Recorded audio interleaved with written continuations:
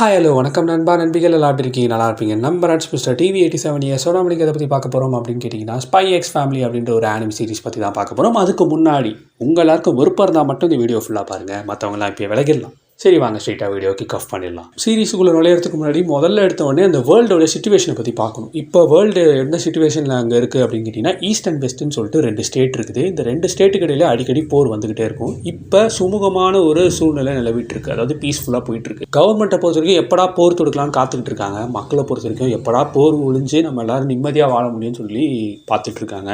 அது எப்படி தான் அந்த உலகம் நிம்மதியாக இருக்க முடியும்? இந்த உலகத்தில் போரை வர வச்சு இந்த உலகத்தை நாங்கள் அழிச்சே தீருவோம் அப்படின்னு சொல்லிட்டு சில கெட்ட ஆர்கனைசேஷனும் இந்த ஸ்பை எக்ஸ் ஃபேமிலியில் இருக்கானுங்க.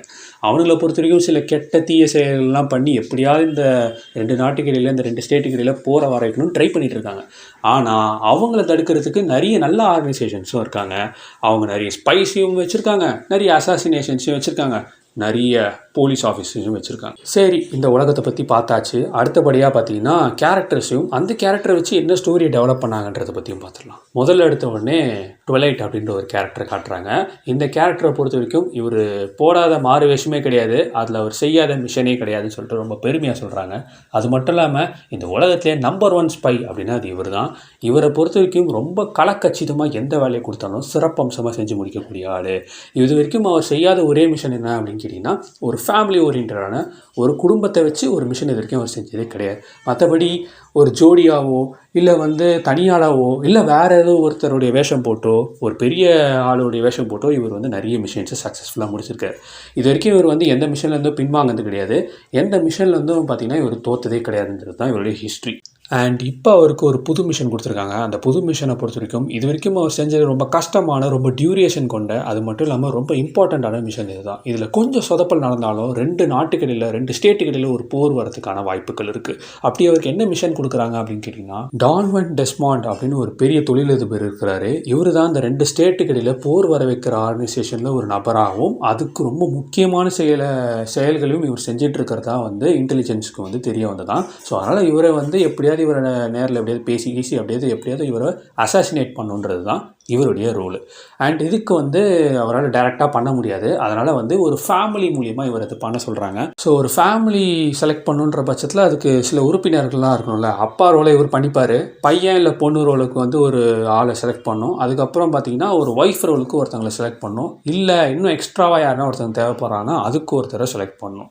ஸோ அதனால் அவர் என்ன பண்ணுறான்னு கேட்டிங்கன்னா முதல்ல எடுத்த உடனே ஒரு அநாத ஆசிரமத்துக்கு போகிறாரு. அங்கே போயிட்டு எதனா குழந்தைய தத்தெடுத்துக்கலாம், இவங்கள நம்ம குழந்தைன்னு சொல்லிட்டு செட் பண்ணி வச்சுக்கலாம் சொல்லிட்டு முதல்ல போயிட்டு தேடுறாரு. அந்த இடத்துல அவருக்கு ஏற்ற மாதிரி எந்த ஒரு பையனும் பொண்ணும் கிடைக்கல. ஆக்சுவலி அவர் என்ன எதிர்பார்க்குறாருன்னா ஒரு ஜென்ரல் நாலேஜ் கொண்ட ஒரு குழந்தையை எதிர்பார்க்குறாரு. ஆனால் அப்படிப்பட்ட குழந்தை எதுவுமே அவர் கண்ணுக்கு அன்றைக்கி படலை. ஸோ அதுக்கப்புறம் ஓனர்கிட்ட சொல்கிறாரு, அந்த அநாதாசிரமத்து ஓனர்கிட்ட. அவர் என்ன சொல்கிறாருன்னா இது மாதிரி என்கிட்ட ஒரு குழந்தை இருக்கிறா, அவள் பேர் ஆனியா, ஸோ அவர்கிட்ட நீங்கள் வேணுமா பேசி ட்ரை பண்ணி பாருங்கன்னு சொல்கிறாரு. அவரும் பேசி பார்க்குறாரு, அந்த பொண்ணு எதுவும் பேச மாட்டேங்குது. சரி ஓகேன்னு சொல்லிட்டு ஒரு டெஸ்ட் வைக்கிறேன், இதில் நீ பாஸ் ஆகிட்டா அவனை கூட்டிகிட்டு போகிறேன்னு சொல்லிட்டு சொல்கிறாரு. ஓகேன்னு சொல்லிட்டு அவரும் அந்த பொண்ணு அட்டன் பண்ணுது. அந்த டெஸ்ட்டை அட்டன் பண்ண உடனே அந்த பொண்ணு அட்டன் பண்ணதை பார்த்து இவர் மிரண்டு போயிடுறாரு. என்னென்னு பார்த்தீங்கன்னா எல்லாத்துலேயுமே கரெக்டாக சொல்லியிருக்கான். இது வாவ், இது நடக்கிறதுக்கு சான்ஸ் இல்லைன்னு சொல்லி ஷாக்காராரு. ஏன் அப்படின்னு கேட்டிங்கன்னா அடல்ட்ஸுக்கே இந்த கொஷின்ஸ்லாம் ரொம்ப கஷ்டமான கொஷின்ஸ். அந்த வகையில் இந்த பொண்ணு ரொம்ப அசால்ட்டாக அதுவும் பார்த்த உடனே டப்புன்னு ஆன்சர் பண்ணிட்டாங்கன்னு சொல்லிட்டு ஷாக் ஆயிடுறாரு. ஆக்சுவலி அந்த பொண்ணுக்கு ஒரு சீக்ரெட்டான ஒரு பவர் இருக்குது. அது என்ன பவர்னு கேட்டிங்கன்னா டெலிபதி பவர். எஸ், அவளால் மற்றவங்க என்ன மனசில் நினைக்கிறாங்கன்றதை கண்டுபிடிக்க முடியல, தெரிஞ்சுக்க முடியும். நம்ம நார்மலாக பேசும்போது கேட்குது பார்த்திங்கன்னா, லிட்ரலி அதே மாதிரி தான் அவளுக்கும். ஸோ அவங்க மனசில் என்ன பேசுகிறாங்களோ அது அப்படியே அவளுக்கு கிளியராகவே கேட்கும். அதாவது இவர் கொஷினை கொடுத்தாரே தவிர மனசில் அப்படியே நினச்சிருந்தது அந்த ஆன்சரை. ஸோ அந்த ஆன்சரை அப்படியே இவன் கேப்சர் பண்ணி காப்பி பண்ணி எழுதிட்டா.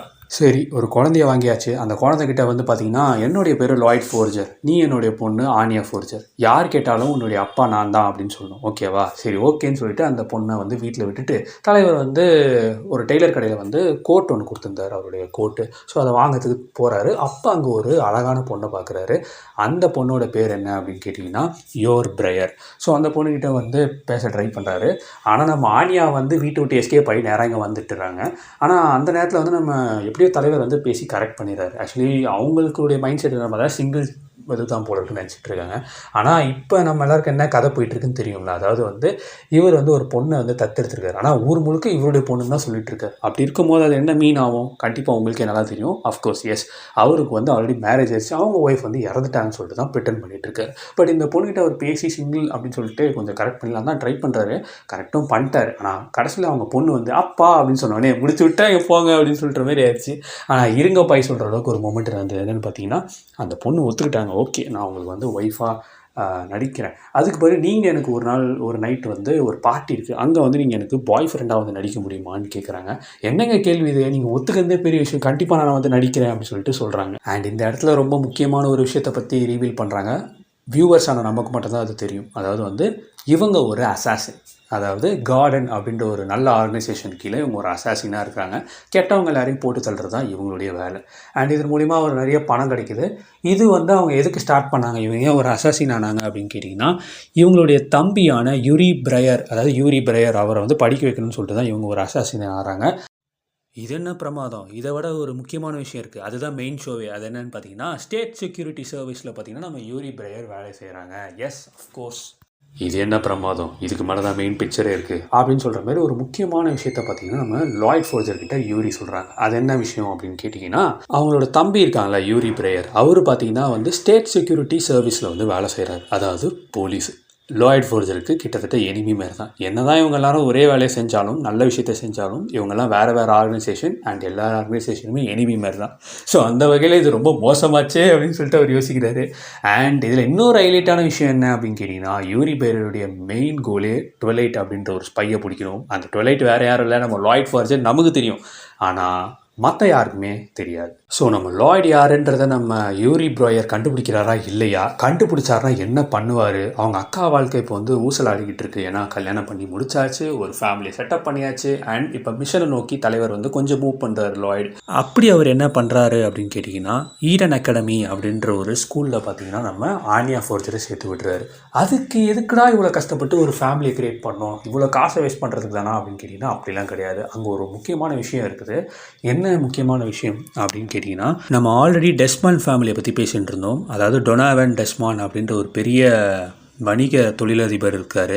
அவரை பொறுத்த வரைக்கும் அவருக்கு வந்து 2 பசங்க இருக்காங்க, டெமிட்ரியஸ் டெஸ்மான் அண்ட் டேமியன் டெஸ்மான். டெமிட்ரியஸ் டெஸ்மான்டை பொறுத்த வரைக்கும் அவர் வந்து கிட்டத்தட்ட 10th வந்து படிக்கிற ஸ்டேஜ்.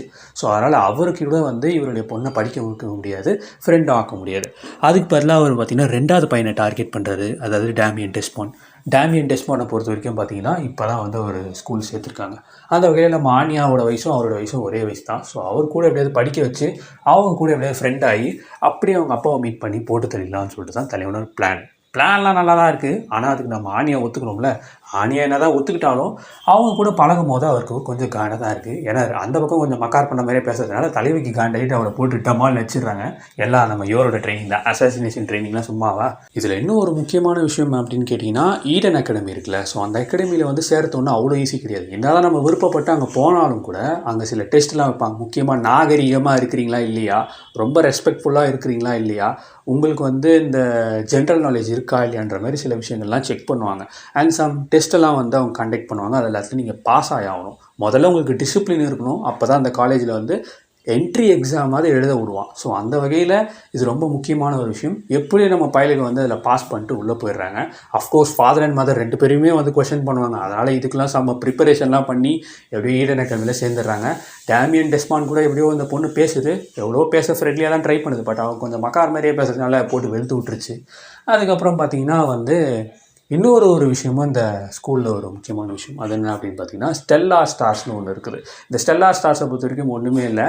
இந்த ஸ்டெல்லா ஸ்டார்ஸ் வந்து ஒரு குறிப்பிட்ட அளவுக்கு நம்ம கலெக்ட் பண்ணணும். 5 சொன்னாங்கன்னு நினைக்கிறேன். ஸோ அந்த 5 ஸ்டார் நீங்கள் கலெக்ட் பண்ணிட்டீங்கன்ற பட்சத்தில் உங்களை வந்து பெஸ்ட் ஸ்டூடெண்ட்டாக ஆக்கிடலாம். அந்த இயரோட பெஸ்ட் ஸ்டூடெண்ட் யார் முதல்ல 5 கலெக்ட் பண்ணுறாங்களோ அவங்க தான் வந்து பெரிய ஆள். ஸோ அது வந்து எப்படி அப்டேன் பண்ணலாம்னா, சில காம்படிஷன்ஸோ இல்லை டெஸ்ட்டில் கண்டக்ட் பண்ணுறதுல வந்து ஃபர்ஸ்ட் மார்க் எடுக்கணும், இல்லை ஃபர்ஸ்ட் ப்ளேஸ் பிடிக்கணும். அவ்வளோதான், சிம்பிளான ரூல்ஸ் தான். இதை நீங்கள் பிடிச்சிங்கன்னா கிட்டத்தட்ட பார்த்தீங்கன்னா ஒரு கோல்டு மெடல் வாங்குற மாதிரி தான் இது. அதை மட்டும் நீங்கள் பண்ணிட்டீங்கன்ற பட்சத்தில் வருஷம் பார்த்தீங்கன்னா வந்து ஒரு பேரண்ட்ஸ் மீட்டிங் வைப்பாங்க. அந்த பேரண்ட்ஸ் மீட்டிங்கில் ஒன்லி டாப்பர்ஸ், அதாவது ஸ்டெல்லா ஸ்டார்ஸ் வந்து இந்த குறிப்பிட்ட அளவோ இல்லை அதிகமாக வச்சுருந்தவங்க மட்டும்தான் அங்கே அலோவ் பண்ணுவாங்க. ஸோ அந்த வகையில் அங்கே போயிட்டு எப்படியாவது வந்து நம்ம டொனாவன் டெஸ்மாண்டை மீட் பண்ண முடியும். ஏன்னா அவருடைய மூத்த பையனான டிமிட்ரியஸ் டெஸ்மாண்ட் வந்து நல்ல மார்க் எடுப்பார்ல. ஸோ அதை பேஸ் பண்ணி அதை யூஸ் பண்ணி ஈஸியாக அவரை போட்டு தள்ளிடலான்னு சொல்லிட்டு ஒரு பிளான் வச்சுருக்காங்க. ஆனால் அதுக்கு நம்ம ஆனியா படிக்கணும். அவள் வந்து 2 வழி இருக்குது. ஒன்று நம்ம டேமியன் கூட ஃப்ரெண்ட் ஆகணும், இல்லை நல்லா படித்து ஸ்டெல்லா ஸ்டார் வாங்கணும். 2மே அவளுக்கு வரல. இதனால் லாய்ட் வந்து கொஞ்சம் ஃபீல் பண்ணுற, தேவையில்லாமல் இவளை செலக்ட் பண்ணிட்டோமோன்ற மாதிரி. எதுக்கு நம்ம ஆனியா அதை வந்து மைண்ட் ரீடிங் பண்ணிவிட்டு ரொம்ப ஃபீல் பண்ணுறா. அதுக்கு அவளும் வந்து அவளால் முடிஞ்ச முயற்சியை பண்ணுறா. ஸோ இதுக்கு மேலே என்ன நடக்க போகுதுன்றதை நீங்கள் சீரிஸ் பார்த்து தெரிஞ்சுக்கோங்க. அண்ட் எனக்கு புரியுது உங்களுக்கு வந்து கண்டிப்பாக அந்த டெலகிராம் லிங்க் தேவைப்படுது. அஃப்கோர்ஸ் நான் வந்து டிஸ்கிரிப்ஷன் இல்லைனா கீழே கமெண்ட்டில் ஃபர்ஸ்ட் பின் பண்ணி வைக்கிறேன். ஸோ நீங்கள் அதை போய் செக் அவுட் பண்ணி பார்த்துக்கோங்க. இந்த சீரிஸ் ரொம்ப நல்ல சீரிஸ் கேஸ். ஒரு ஃபேமிலி நீங்கள் ஜாலியாக ஒரு ஃபன்னாக எடுத்துருப்பாங்க சீரிஸ். எந்த ஒரு ஆக்ஷன் சீக்வன்ஸ்லாம் ரொம்பலாம் இருக்காது. அண்ட் இந்த தேவையில்லாத 18+ கண்டென்ட் எதுவுமே இருக்காது இந்த சீரிஸில். அதனால் இங்கே ஜாலியாக ஒரு ஃப்ரீயாக குடும்பத்தோட அப்பா அம்மாவோட சேர்ந்து கூட பார்க்கலாம். சிரித்து ஜாலியாக என்ஜாய் பண்ணுங்கள். தமிழ் டப்பில் இருக்குது.